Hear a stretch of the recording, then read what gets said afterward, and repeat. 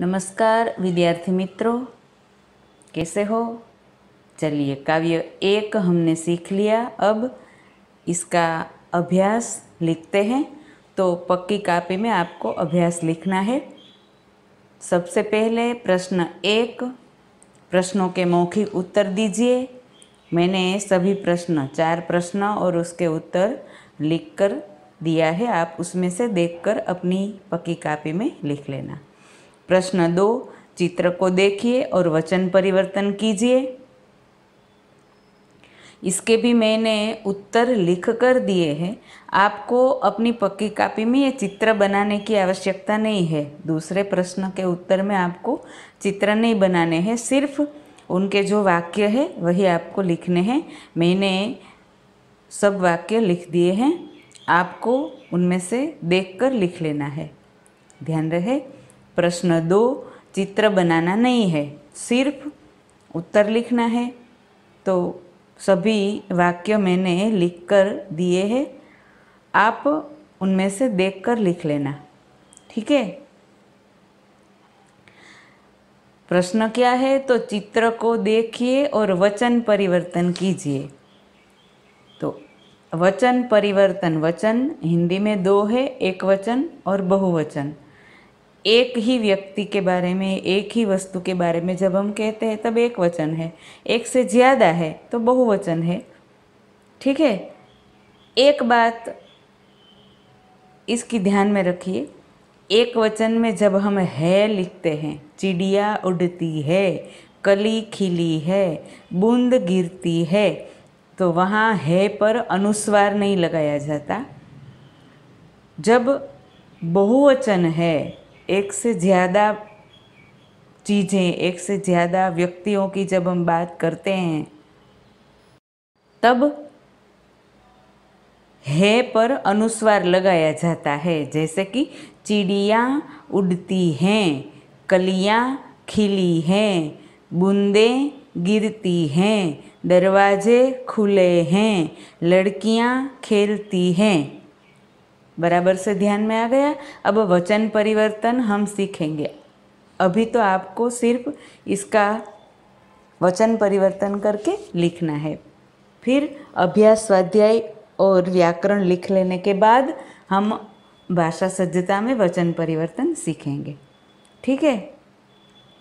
अब प्रश्न 3, शब्दों को उचित क्रम में रखकर अर्थपूर्ण वाक्य बनाइए। तो आपके सामने 3 चित्र दिए गए हैं। आपको अपनी पक्की कॉपी में 3 चित्र भी बनाने हैं और इन चित्रों में रंग नहीं भरने हैं।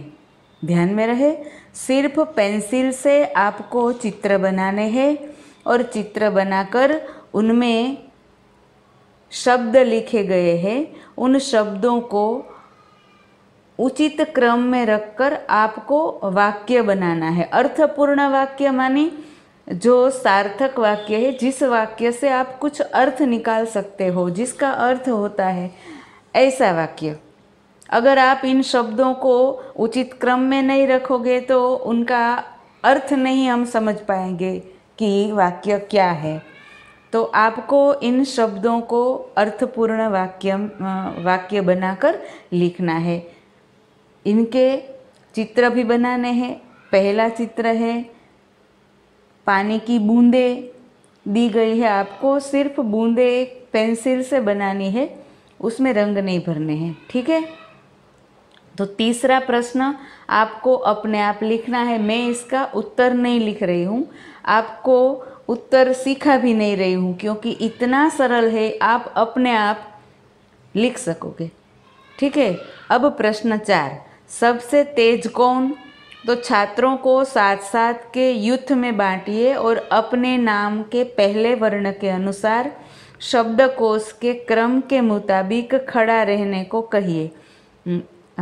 ये प्रश्न हम अगर इसमें लिखा गया है उस तरह से करेंगे तो हमें वर्गखंड में करना होगा। तो हमें क्या करना है इस प्रश्न के उत्तर में, तो आपको अपने किसी भी 7 मित्र के नाम लिखने हैं।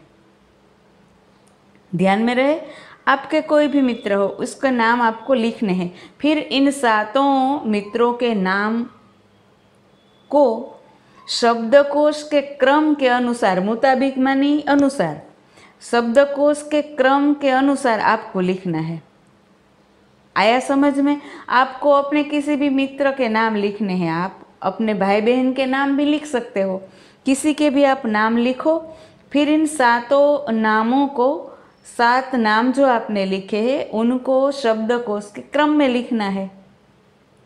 आया समझ में? अब प्रश्न 5, नीचे दिए गए शब्दों के अर्थ शब्दकोश में से ढूंढकर तेजी से कौन बता सकता है? तो ये प्रश्न के उत्तर के लिए आपको शब्दकोश का प्रयोग करना पड़ेगा। तो सभी को तो हम शब्दकोश लेने के लिए नहीं कहते हैं। विद्यालय में अगर हमें है तो वहाँ शब्दकोश लेकर कर सकते हैं, किंतु आज मैंने इसका उत्तर लिख कर दिया है। तो प्रश्न 5 का उत्तर मैंने लिख कर दिया है, आपको उसमें से देख कर लिख लेना। ठीक है, बराबर ध्यान में रहे। आपका गृह कार्य है, आज आपको काव्य 2 का अभ्यास पूरा अपनी पक्की कॉपी में लिखना है।